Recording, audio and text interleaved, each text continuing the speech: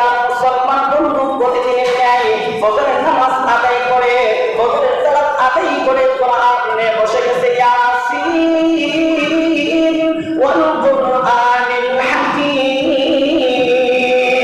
আল্লাহু আকবার। যখন ইয়াসিন তেলাওয়াত শুনতেছে পাশে কারিম কুবা মেসমিরি বসা ছিল, আর বসে থাকে নাই, অটোমেটিক চলে চোখে কম চলে আসে। আল্লাহু আকবার বলি। কোরআন তেলাওয়াতের আকর্ষণ এরকম, এই জন্য আল্লাহ বলেন ইন্নামাল মুমিনুনা আল্লাযীনা ইযা যুকিরাল্লাহু ওয়াজিলাত কুলুবুহুম ওয়া ইযা তুলিয়াত আলাইহিম আয়াতুহু যাদাতুহুম ঈমানা। যারা মনোযোগ দিয়া এক ধ্যানে কোরআনকে বিশ্বাস করে কোরআন তেলাওয়াত শুনে তার দিলের মধ্যে এরকম আকর্ষণ সৃষ্টি হয়ে যায়।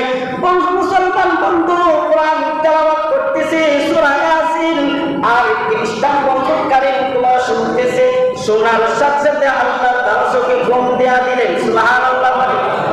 1 ঘন্টা 2 ঘন্টা নয়, বছরের পর থেকে 12টা পর্যন্ত জুহুরের আগ পর্যন্ত ঘুমাইলেন। ঘুম থেকে উইটা বন্ধুকে প্রশ্ন করে, বন্ধুকে আমার আর দেরি করতে চাই না, কেমন মেডিসিন আমাকে শোনাইলা, খাওয়াইল না, পড়াইল না, শুধু তুমি বললে আমি শুনলাম, এতে যদি এত শান্তি হয় আর দেরি নয়, আমাকে তাড়াতাড়ি কোরআন তেলাওয়াত শিখায়া দাও।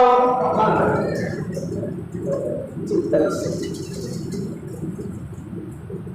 বলে আচ্ছা ঠিক আছে, আমি তো এত ভালো করে পারি না, শিখাতে হলে একজন আলেম লাগবে।